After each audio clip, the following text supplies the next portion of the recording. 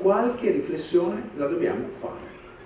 Quando abbiamo pensato alle 23 materie erano 22 anni fa. Il mondo si è trasformato.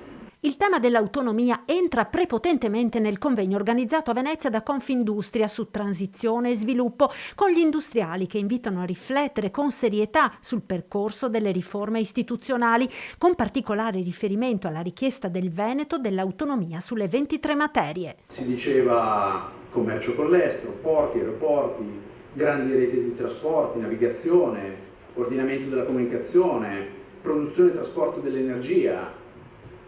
Su queste materie dobbiamo fare qualche riflessione.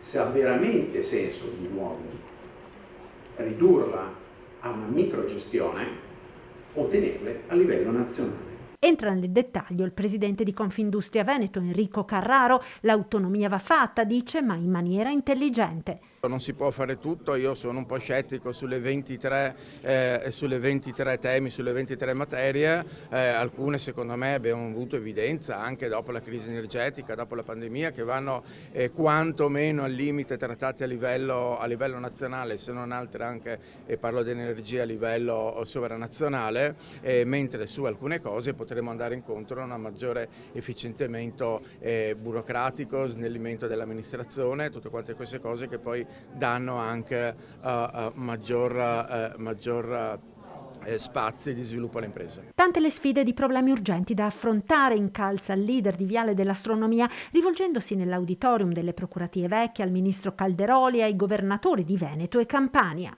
Noi non possiamo permetterci, in una discussione molto seria come quella che stiamo affrontando, di minare la coesione nazionale. Perché io non vorrei che regioni e paese si dividano in una discussione sulla devoluzione. È un rischio che dobbiamo evitare ad ogni costo.